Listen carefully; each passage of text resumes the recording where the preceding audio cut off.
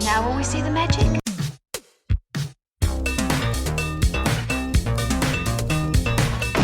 All right, where's Murray? Okay, who is it? This is Jesus, kid. Know then that it is the year 10,191. Yes, we are bored. We're all bored now. Hi, good night. Good night. Hello, and welcome to Mary vs. the Movies with your host, Mary Jones. And Dennis Lang. And this week, we have reached episode 20. Can you believe this? We're here. Wow. Who thought? Who really thought that we'd go this long? I did. Did you? I don't know. So, Well, our last podcast, we got 3 episodes, maybe? yeah, it was a good idea. Yeah. Yeah, we have a podcast which you cannot find anywhere that we did 3 episodes of, and it was us watching the winners of every Best Picture starting in 1927. And the problem with that show was every episode was like 2 hours long, because we would watch the movie that won, and then we'd watch a couple of the other films that were also nominated, and we would do a bunch of research on the historical time period and it got so. Look, you don't know how lucky you are that you're listening to this and not the winners. I still like the idea of the winners, but I don't know how to pull it off. It was a lot of fun to watch those films. Yeah. But it was just a lot of work. Yeah. So, anyway, I have no idea what this movie is. I've never heard of it. This isn't one of those things where, I've heard of Dune. I don't know what happens in it. This is where I've never heard of this movie, except that Dennis brings it up a lot. And then it turns out he's never seen it. I've never seen it, but I wanted to see it for years. And it was never on cable. You couldn't rent it. It was... Then how do you even know it existed? Well, I mean, because I remember the commercial. I was so excited by the commercial.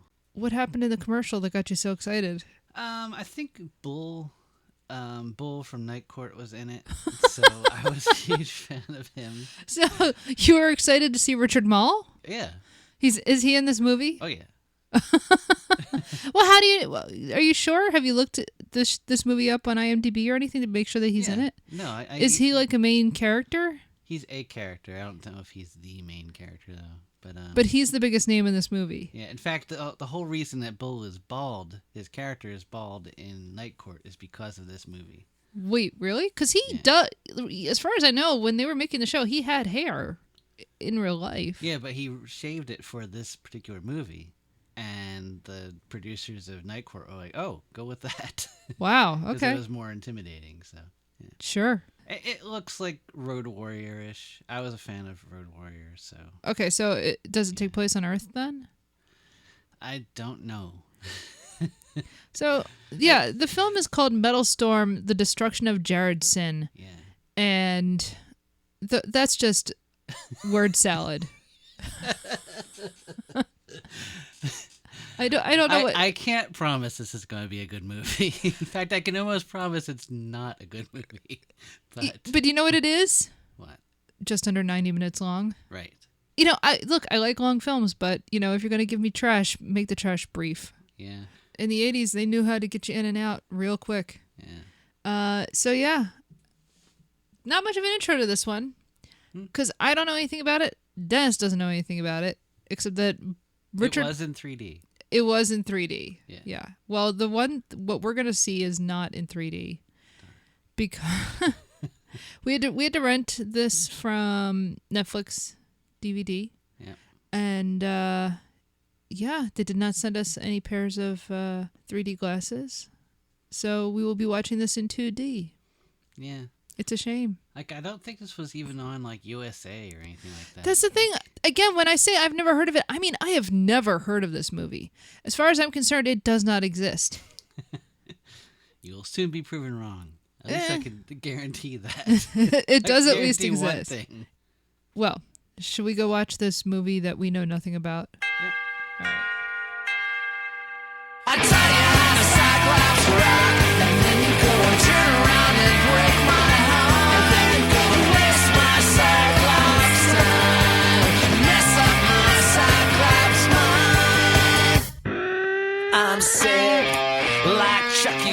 sick. My defeated heart keeps beating on. I'm sorry. Look, before we get...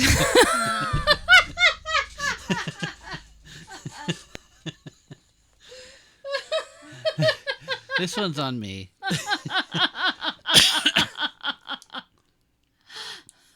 So this Look. Like Prometheus with fire, you have stolen my thunder. I mean, look, let us first begin with, let me just say this. All right.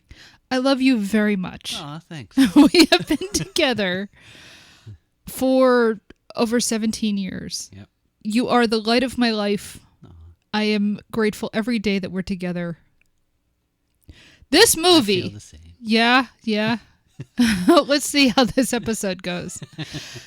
This is not just the worst movie that we've watched. This is one of the worst movies I've ever seen. And again, Well, it's not that bad. look, is it Red Zone Cuba? No. But it lacks the charm of a Monster a Go-Go. It does. So, this movie was awful. It had the vibe of a UHF show. Like, okay, so it's 1996, and I'm working at Kmart, and I go back to the lunchroom. By the way, we had an hour lunch in those days. Now, you don't get paid, but you had an hour lunch in those days. Like, our jobs don't have an hour lunch anymore. Capitalism is, like, grinding us down. But I think other people's jobs do, just not ours. definitely not ours. We get half an hour. But back in those days, I got an hour lunch at Kmart. And I would go back to the break room, and I would lay down on the couch because they had a couch and they had a TV, and somebody would put on some terrible show that was on Channel 17.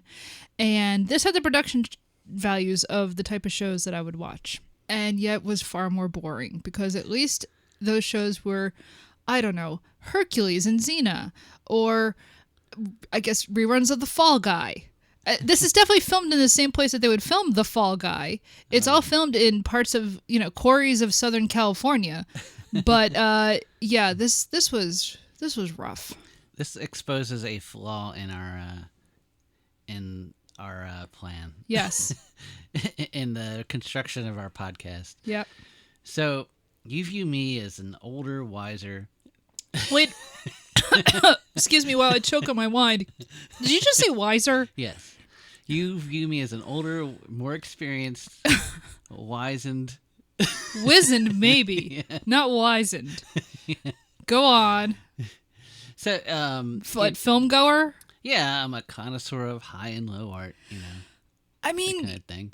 look, you are a connoisseur of high and low art. I will, you've watched some great films and introduced me to some great films. Yeah. And you love trash. Yeah. I get it. Go on. So that's who I am now. Yeah. The thing is that, so this is about the 80s when you missed a lot of films. Because I was a toddler. Yeah. And unfortunately, I was, in 1983, I was 12. Uh-huh. So 12-year-old Dennis Ling, playing video games, reading sci-fi, like playing D&D. Yep. You little Sam Weir, you. Yeah, listening to Duran Duran. I'm sorry, how did you say that? Duran Duran. Anyway, go on. So 12-year-old me was seeing this commercial and thinking, this is the best thing in the world. Now, I hadn't seen... Why? Well, I think because it looked like Roadrunner, and I hadn't seen Wait. Roadrunner. I mean Road Warrior. Wow. Yeah. Now, hey, just as an aside, are you thinking Roadrunner the cartoon, Roadrunner the Anthony Bourdain documentary, or Roadrunner the Modern Lover song? The cartoon. Oh, okay. Well, it does look a little bit like Roadrunner. It does. Yeah. But I was thinking Road Warrior. Yes. Mad Max. Yeah. Yeah. Which everyone loved at the time. But I didn't see it yet because I didn't have it on cable. And here's the thing, rightly so, because the Road Warrior series is great. Yeah. And of course, people would want to see more of that. Mm-hmm. So this movie is not only that, It's in 3D.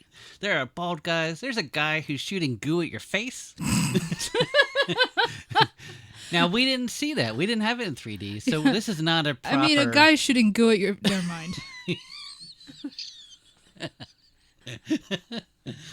And then the guy rips off his arm and throws it at you? Arm? Wait. In quotes? His metal arm. Metal arm, Yeah. I guess. Yeah. It did remind me a little bit of Finn the Human's, like, claw hand, Yeah. actually. And I swear, if this film inspired any of Adventure Time, I will be not shocked, but disappointed.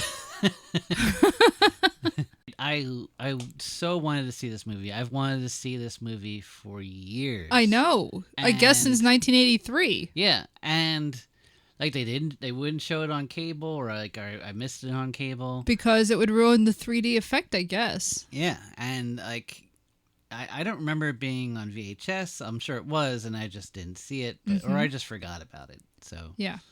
But then every now and then I would think about, oh man, there's that movie. Oh man, I still want to see that movie, whatever it was. Metalstorm, the something. Yeah. Yep. So this movie disappoints in every possible way, except maybe as a 3D movie, because we didn't see it in 3D. Well, no. In fact, we didn't even see it in widescreen. We saw it in 4:3.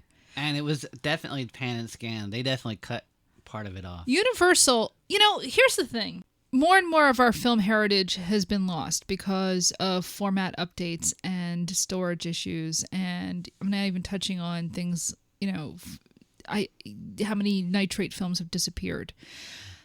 And I often think about the fact that the great film The Crowd, directed by King Vidor, Yeah. which is an absolutely amazing film. Absolutely love this film. It's one of the great silent films. It's from 1928. You can't get it on DVD. However, for whatever reason, Universal is like, yeah, we'll put Metalstorm, The Destruction of Jared-Syn out on DVD. That's number one. Number two, when they did so, they made this film, which was filmed in, a widescreen aspect because it's 1983. What they put out was a 4:3 pan and scan. And not only that, like, the whole point of this film was that it was supposed to be 3D. There's no 3D element. You don't put glasses on. There's nothing. I mean, it's not like, when you buy like a DVD of Coraline and you have glasses to wear with it. Nothing like that. And yet, I can buy this and I can't get a copy of The Crowd. So, should we talk a little bit about what this film says it is? Sure. It says it's High Noon in Space. Yeah, we saw High Noon in Space. Which I think came out around the same time. Yeah, it's called Outland. Yeah, it does come out around the same year. And that actually is High Noon in Space. And that's a great movie. And if you haven't listened to our episode on Outland, go listen to it and go watch the film. It's fun. Yeah. This is not fun. This is not High Noon in Space. First of all, there's no space. No. You're never in space. There's not one shot of a spaceship. It's cars. It's cars and, like hover bikes. Yeah. There's no space. Very badly done hover bikes. Extremely badly done hover bikes. Oh my goodness! It looks like they took a cutout of a person, and I've seen better green screen at the Franklin Institute. So yeah, it looks like Earth, and we never leave what looks like Earth. Yeah. So this is very much a film that could have used an MST3K or a RiffTrax treatment in order for us to just get through it. It was so slow. It was so tough. Because, like, there are scenes that just go on forever of just car chases, and it's not interesting. It's like, if the cinematography was interesting, if it was cool, I'd be like, yeah, this is great, but it's not. Just as an aside, our hero, whose name I don't remember. Dogen. Dogen? Sure. I don't know if they even say it, but... You know what? They do say it once or twice. But our hero, Dogen, the car he drives, the front of it looks like a skull. And all I can think of is that Mitchell and Webb sketch. Are we the baddies? If you adopt the skull as your symbol, you're the bad guy. But that's the only car you remember. Everything else was like... It looked like it was made out of cardboard. Because here's the thing. So our hero's car looks like that weird Tesla truck that was supposedly indestructible, and like Elon Musk immediately shattered the windshield. That was funny. Yeah, which was great. Which was a great moment. When is he going to space? When is he going to space? Not soon enough. But anyway, so so it looks like that thing with a skull formation on the front in the way that they formed the But like badly welded, like it's badly just, like, welded barely skull of holding on. yeah. Imagine the windshield is split in half, so those are the eyes, Yeah. and then I guess the grill in the front is the teeth, and it obviously is supposed to look like a skull. But I'm just thinking, and this is the guy we're rooting for. Yeah. Except here's the thing, I kind of, you know what, I'd rather root against him, even though he's the hero. But you know what? A, his symbol is a skull. B, he's going up against these people that they're calling the Cyclopses. And obviously the Cyclopses here are what the native people of whatever planet we're on. And everything is like technically their territory. And the people that we're supposed to be rooting for are a bunch of prospectors who are mining the land of the Cyclopses and shouldn't be. And our villain, Jared-Syn, is apparently uniting these tribes of Cyclopses to rise up against people like the Prospectors and this dude who calls himself a Ranger, Dogan. And I'm sorry, now I understand why they're calling it a space western, and I'm not happy with it because it's their home that these people are, exploiting. You gotta admit, these prospectors are pretty good looking. I don't care. Not good enough looking. It's a little bit like Zoolander, like the Zoolander mining scene.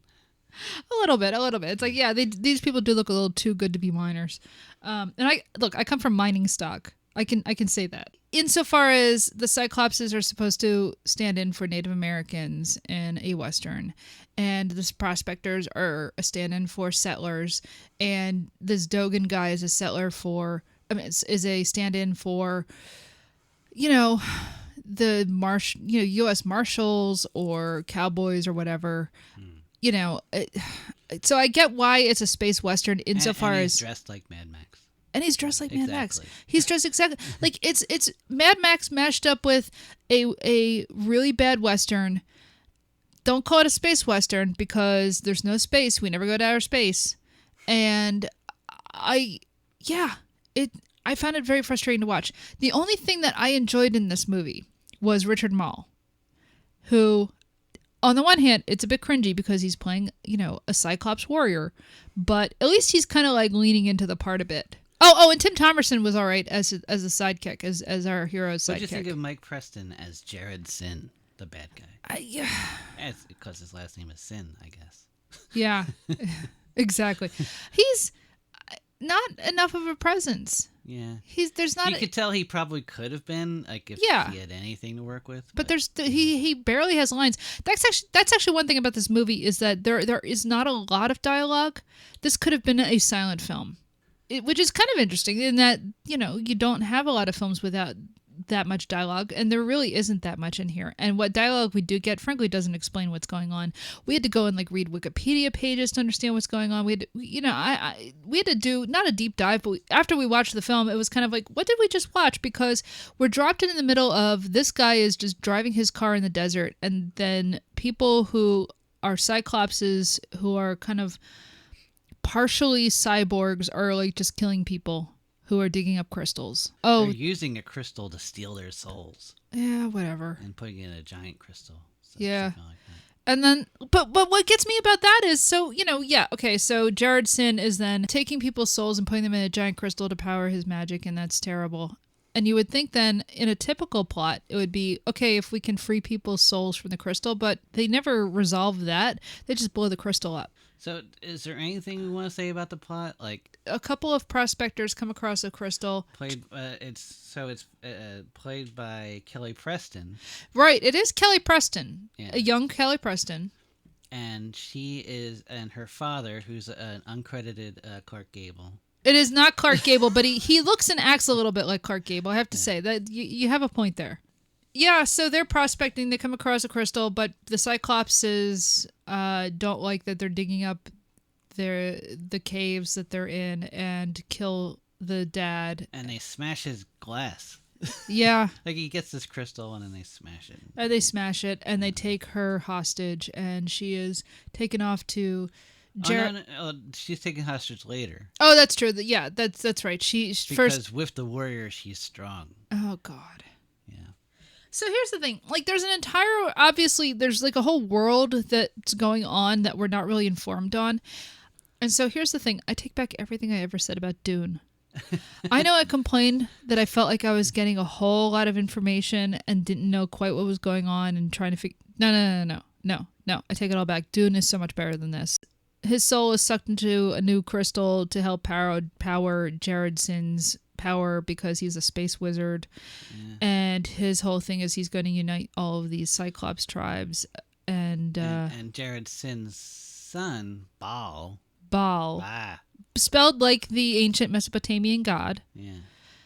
He looks kind of like what's his name who created the Daleks? Davros. He looks like Davros, and he has one arm. He can't move his mouth. No, the makeup is terrible. I'm convinced that was not intentional. I'm convinced that like they worked so hard on his makeup that he couldn't move his mouth, and they're like, well, we'll just have your voice come out of something. Yeah, exactly. Oh, all of the dialogue in this movie is ADR. Yeah. So, yes, his mouth never moved, but I'm sure that actor never said a word. In fact, like he just looks pained the whole time, like. He does, and I don't know if that's the makeup or if it was terrible wearing he's makeup. Like bald, he's green, he's got like some kind of metal thing on his head. He's the only thing that looks like an alien in this movie. Yeah. It's the only reason you would even think that we were on another planet and that this was space. Because otherwise, there's no reason to think we're in space. So when so Baal is the one who steals Clark Gable's soul. Sure. And when he does it, he pulls out this red crystal, and then suddenly you see smoke, and then you see Jared-Syn, who is Mike Preston. Uh-huh. And he was a good guy in The Road Warrior. Oh yeah, no, Preston had a career. Yeah. Yeah, a number of the people in he this. was on the A-Team. See, now you're interested. No, I'm not. I'm really not. Sorry, I'm trying to save this movie. You can't. It can't. There's this weird netherworld that just pops up every now and then. Yeah. But they don't really explain it. It's just like this smoky world where all the characters that are in the scene suddenly are there. Because later, like, Jared tries to steal Dogen, the good guy. Yep. And Kelly Preston's there, and he's like, "Together you are too strong. I shall separate you." And then he zaps her away somehow. Yep. Yeah. So a couple of things I want to just talk about real quick. The Cyclopean statue. So when they come to different sites that are inhabited by Cyclopses, and I guess they put up different signs and barriers. Anyway, at one point they come across a Cyclopean statue, and it looks like Baphomet. If any of you are familiar with occultic symbols, Baphomet, the goat-headed god. So take Baphomet, replace the goat horns with antlers, so it looks a little like Cernunnos, the ancient Gaulish god. And then instead of like an eye or eyes, they have, I guess, what's supposed to be his cyclopean eye in the middle of his face. That is not an eye. It's a vulva. I'm serious. You look at that. That is not an eye. First of all, it's the oval, or however you want to describe that shape, is vertical, not horizontal. And there are a couple of different ridges to it. Anyway, I'm just saying it's not subtle. So that's number one.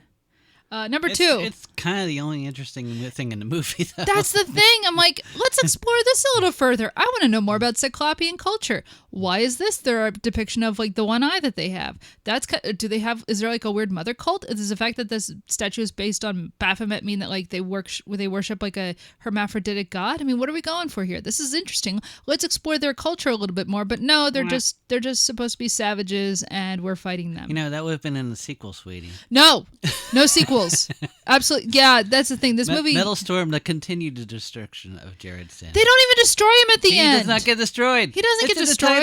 No. I mean, what happens is eventually she gets kidnapped, and then the part of the movie is like Dogen going off, or whatever his name is, going off to find her again. And we eventually catch up with Jared-Syn, and there's a fight, and, the Cyclopses find out that Jared-Syn is an evil wizard, and he's not actually going to unite them. And then she comes back to Dogen, and Jared-Syn just escapes to space. I don't know. There's a chase Yeah, on the space sure. bikes. Oh god, those space bikes It was are bad. probably it's the worst looking part, but maybe in 3D it looked amazing. No, it definitely didn't. It probably. I can't imagine. I think that's why. I mean, maybe it looked like looking at a ViewMaster, Yeah, but that's about it. because there's a lot of like Dogen shooting at Jared-Syn and Jared-Syn looking back at him, and then that's it. And then they go into like this weird triangle thing. Yeah. And then he disappears, and then that's kind of the end of the movie. and it's all made just so they can make a sequel somehow. This movie sucks. I hate this movie.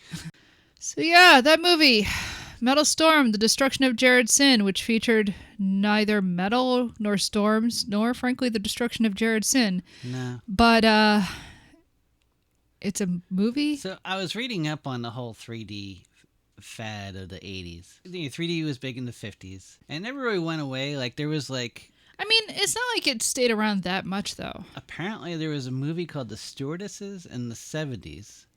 That was Go on. It was a softcore porn, and it was like A 3D softcore movie. yeah, and apparently it was like one of the most successful films ever, like profit wise. That's so 70s. I know.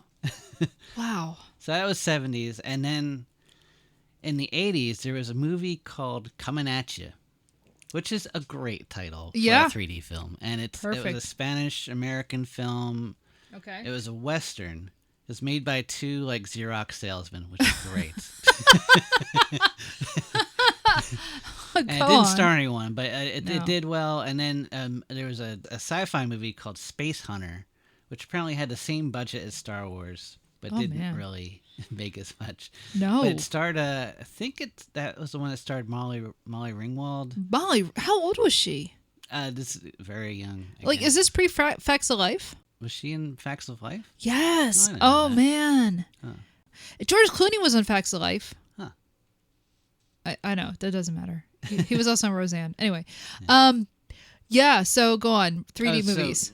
So Ernie Hudson was in it, and he was in it because he thought that he was told that Jeff Bridges was a star, and obviously wasn't. No. So they got another block of wood to be the star of that one. So a bunch of films tried to kind of ride that wave after that, after the sci-fi one, and this was one of them. Well, yeah, so there was Jaws 3D. Yeah.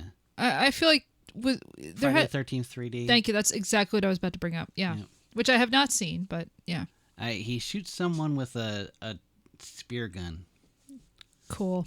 And I remember seeing it on Prism, and it's like without the 3D effect, it's probably the fakest thing you'll ever see. Of course. It just looks like a picture that's just like gets bigger at you. I mean, 3D had another revival, back when Avatar came out, and then for a while there, a lot of films were just being rushed out with a 3D version, and they often did not need... Like, nobody needs to see Toy Story 3D. Like, do you need to see Woody about to be burned alive in 3D? Yeah. So, yeah, I mean, there were a lot of... Gravity was good in 3D.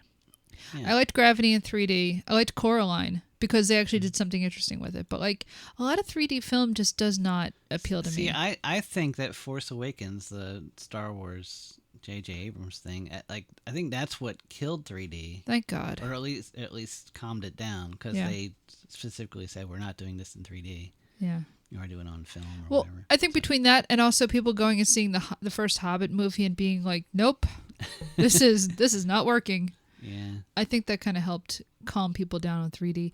All right. That was Metalstorm, The Destruction of Jared-Syn. That is our episode. Follow us on social media. We are Mary VS. Very merry. Yeah. We are Mary VS Movies at gmail.com. If you want to email us, we are Mary VS Movies on Twitter. So Dennis, we have a choice between two movies. If you will go and get a coin to flip. What am I flipping for? Well, heads is Mystic Pizza. Like, because here's the thing. We got to get away from this trash stuff. I need to watch something good. I really need to watch something good. This is starting to kill my soul. So Heads is Mystic Pizza, the Julia Roberts romantic comedy, and side B is True Stories, the David Byrne film. Oh, you Yeah. switched it up. I switched it up because we're getting that in the mail soon. I'm getting that from Netflix. All right, so Heads is Mystic Pizza, Tails is True Stories. What are we getting? Heads. Mystic Pizza will be our next film. So, until next time. This really is the worst thing we've watched. And hopefully it will be the worst thing we ever watch.